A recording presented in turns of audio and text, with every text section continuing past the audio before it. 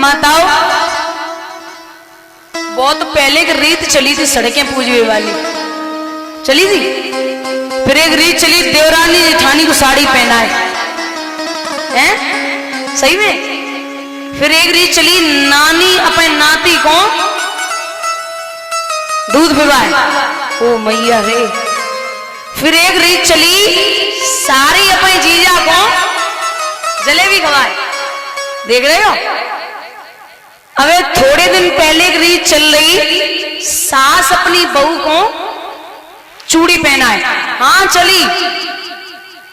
और जैसे कोई मांगने वाले आते दरवाजे पे और उन्हें कुछ भी न पता हो तो बड़ी बूढ़ी अम्मा जाती, ले हाथ देखो, हाथ बोले हाथ दिखाओ, उन्हें कछु पता ना हो। अरे अम्मा तुम बस नीचे चल रहा।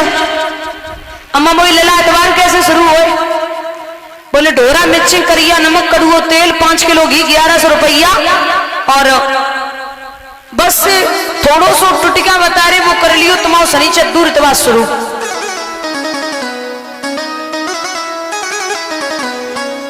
अब जब ये बात समझ आई तो बाबा से कह रहे भगवान की बाबा जब ये लोग इतने अंधकार में फंसे हैं और आप वही काम करोगे तो ये तो बड़ा हमारे लिए खतरनाक हो सकता है। बाबा बोले फिर अगर इंद्र का पूजन नहीं होगा तो फिर किसका पूजन होगा? बोले जिस पर हम लोग विचरते हैं और गऊ में बछड़े चरते हैं, जिसके कारण हम ब्रजवासी दिन रात के लोले करते हैं, आज गोवर्धन का पूजन होगा। भगवान की बात सुन के बाबा बोले लला अगर नाराज है ना इंद्र तो बड़ी वर्षा करवावेगो। भगवान बोले मैं हूं ना, और जब तक मैं हूं आपको चिंता करने की जरूरत नहीं है। समझाई दियो। सभी ब्रजवासियों को मना के भगवान गोवर्धन के लिए चले। महाराज परीक्षित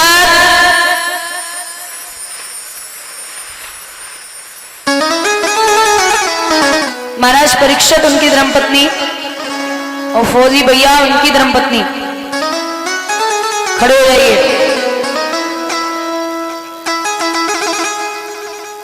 फौजी में कहा है आप? पक्का आप ही हो?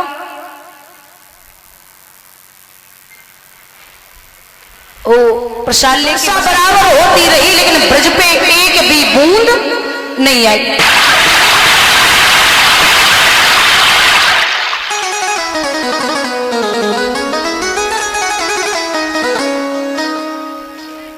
रोज भगवान के लिए भोग जाता। हमारे माधव को यानी कि प्रभु को 56 प्रकार के भोजनों का भोग लगता है। 56 प्रकार के भोजनों का भोग लगता है। प्रभु ने 7 दिन तक उस पर्वत को अपनी उंगली पर रखा था। कितने दिन? 7। और महाराज एक दिन में 8 पैर होते हैं। कितने? 8। 7 दिन पर्वत रखा, एक दिन में 8 पैर होते हैं, तो 8 बार प्रभु को भोजन दिया जाता था एक दिन में, तो 7 8 56। इसीलिए भगवान को 56 प्रकार का भोजनों का भोग लगता है। यहां प्रभु ने देखा कि ब्रज पे एक भी बूंद नहीं है। अब चिंता हुई, बोले महाराज इतना पानी बरसा तो गया कहां? बोले द्वापर की बात नहीं, त्रेता युग की बात है। त्रेता युग में जिस समय मैया सीता रावण के यहां से आई थी तो वहां पर मां सीता ने वापस आके राम जी से कहा कि हे प्रभु हमारा बड़ो दिल कर रहा है कि आप किसी संत या ब्राह्मण को लाएं और मैं उनको भोजन करा सकूं। तो बोले बिल्कुल लाऊंगा। तो भगवान राम जी संतों को और ब्राह्मणों को लेके जाते। अब बुजुर्गों कोई 2 पूड़ियां खाता, कोई 4 खाता और निकल जाते। मैया सीता बोली हमारा मन नाए भर रहो, प्रभु कोई ऐसो संत लेके आओ जो पेट भर के भोजन कर सके। तो बोले ठीक है। तो भगवान अगस्त ऋषि को लेके पहुंचे। वही अगस्त ऋषि हैं जिन्होंने उंजली में समुद्र पी लिया था। अगस्त ऋषि से एक बात कही कि जब तक हम न कहें तब तक आप भोजन करना बंद नहीं होंगे। बोले ठीक है। अब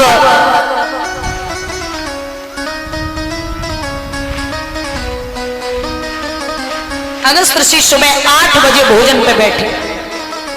8 बजे बैठे, 9 बज गए, 10 बज गए, लगातार समय बढ़ता गया।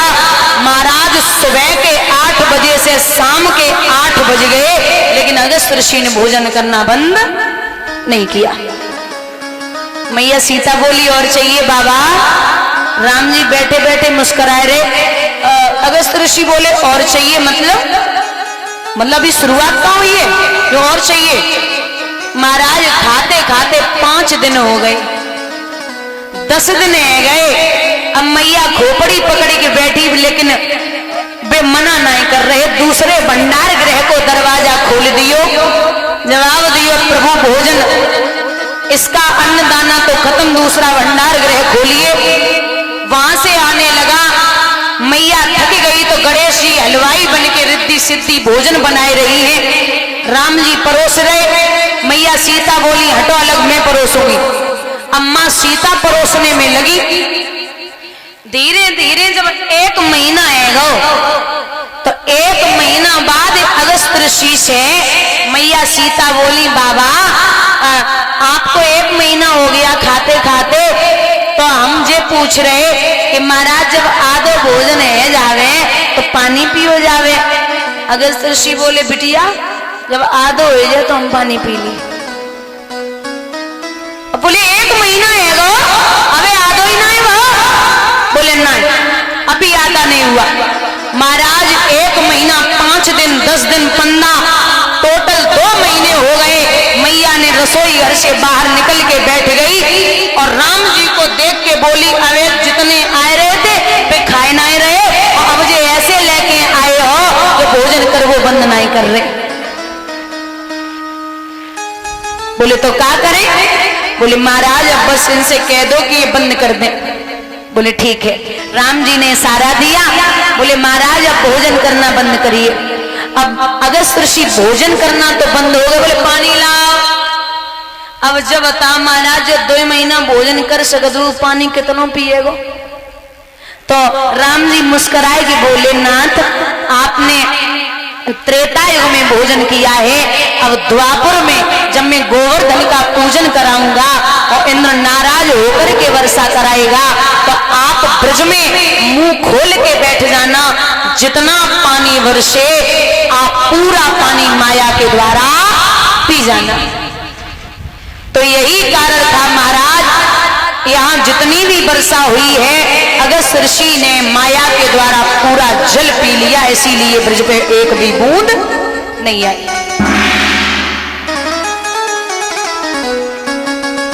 इधर इंद्र को पता चला कि साक्षात ब्रह्म ने पूजन कराया तो जाकर के चरणों पे गिर पड़ा, मुझे माफ कर दीजिए, हमसे गलती हो गई। जाके क्षमा याचना मांगी। प्रभु ने पर्वत को जमीन पे रखा और वहां से सभी ब्रजवासियों को लेकर के भगवान अपने धाम के लिए आए हैं। बोलिए गोवर्धन महाराज की। इस प्रकार से प्रभु की लीलाएं बढ़ी। प्रसंग उठता है कि भगवान ने किस प्रकार से प्रभु का और राधा का बेटा हुआ है।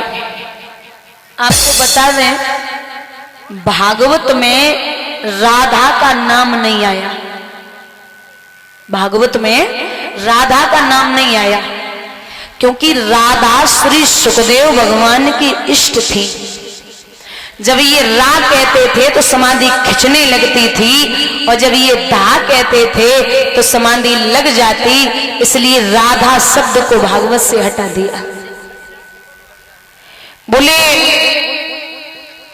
कि महाराज ये राधा जो है ये भगवान कन्हैया से 11 महीना 15 दिन बड़ी है, और जब तक राधा जी ने नहीं सुना कि प्रभु ने ब्रज में अवतार ले लिया, तब तक राधा जी ने ब्रज में अपने नेत्र नहीं खोले।